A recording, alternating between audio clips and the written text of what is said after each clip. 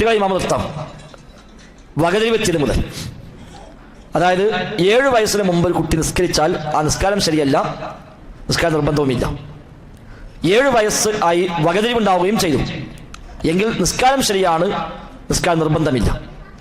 നിസ്കാരം ശരിയാണെങ്കിൽ ഇമാമത്തും ശരിയാണ്. എന്നാൽ നിർബന്ധമില്ല. നിർബന്ധമായ എപ്പോഴാണ്? പ്രായപൂർത്തിയാകുമ്പോൾ. 7 വയസ്സായി നിസ്കരിക്കാൻ കൽപ്പിക്കണം എന്ന് പറഞ്ഞു. കാരണം 7 വയസ്സാണ് വകതിരിവിൻ്റെ പ്രായം. അത് കാര്യങ്ങൾ വേർതിരിച്ച് മനസ്സിലാക്കാൻ കഴിയുക. അതാണ് വകതിരിവ് പറയുന്നത്, തമീസ്. അതിന് മുമ്പേ ഉണ്ടാവില്ല.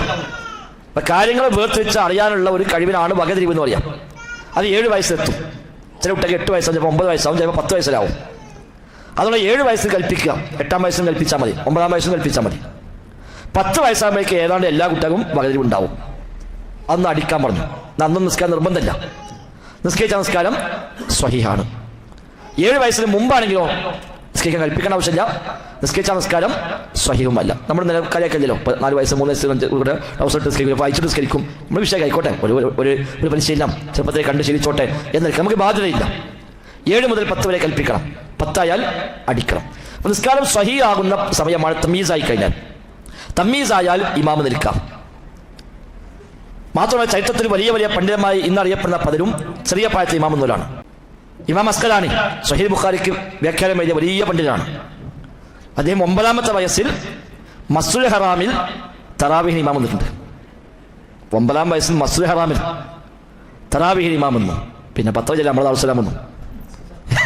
മസ്ജിദുൽ ഹറാമിൽ നിൽക്കാൻ പറ്റുമെങ്കിൽ പിന്നെ അതിനപ്പുറത്തില്ലല്ലോ. നബിതങ്ങളുടെ കാലത്തിലെ സ്ത്രീകൾ ചെറിയ കുട്ടികളെ ഒലിക്ക് വേണ്ടി ഇമാമാക്കി നിർത്തിയൊക്കെ കാണാൻ പറ്റും.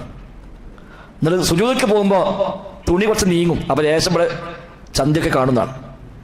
അപ്പം ഇവർ പറയും, നിങ്ങൾ നമ്മുടെ ഇമാമിൻ്റെ ആ ബാക്കൊന്ന് മറച്ചു കൊടുക്കണം എന്ന് പറയുമായിരുന്നു എന്ന് കാണാം. ഉമർ ഖത്താബിൻ്റെ കാലത്ത് വ്യത്യസ്തമായ ഇമാമിങ്ങളെ അവർ സെലക്ട് ചെയ്തു. ഉമർ ഖത്താബ് തന്നെ നിശ്ചയിച്ചിട്ടുണ്ട്. പല ജമായത്തുണ്ടായി. സ്ത്രീകൾക്ക് ജമായത്ത്, പുരുഷന്മാർക്ക് പല ജമായത്തുകൾ, പലരും പല ജമായത്ത്. ഇപ്പോൾ ഉമർ ഖത്താബ് റമദാൻ ഉണ്ടായാൽ ഖുർആൻ ഓതാനോടൊക്കെ വിളിക്കും ഇന്റർവ്യൂവിന്. ഉമർ ഖത്താബിന് പണിയതായിരുന്നു. ആദ്യകാലത്ത് ഉമർ ഖത്താബ് ജമായത്തില്ല. അന്ന് ഓരോരുത്തരും ഇങ്ങനെ സ്വതന്ത്രമായി ജമായത്താക്കലാണ്, 2 ആൾ 3 ആളൊക്കെ. പിന്നെ ഉബയ്യ് ഇബ്നു കഅബിനും തമീം ദാരിയും ഉമർ ഖത്താബ് ഇമാമായി ഔദ്യോഗികമായി ചുമതലപ്പെടുത്തി. പിന്നെ സ്ത്രീകൾക്ക് പ്രത്യേക ഇമാമിന് വേറെ കൊടുത്തു.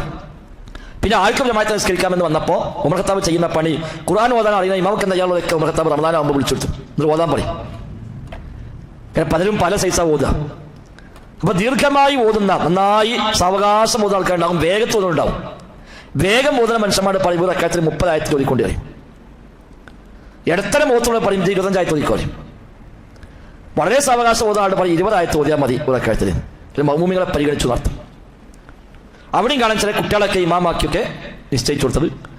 റമദാൻ കഴിയുമ്പോൾ കുട്ടികൾക്ക് ഇവരൊക്കെ പാടെ കൂടി പിരിവെടുത്താണ്ട് ഒരു ജോഡി വസ്ത്രമൊക്കെ വാങ്ങിക്കൊടുത്തു. അപ്പോൾ ഇമാം എന്നാണ് ഇമാമ് പറയുകയാണ്, എനിക്ക് ഭയങ്കര സന്തോഷമായി പോയി.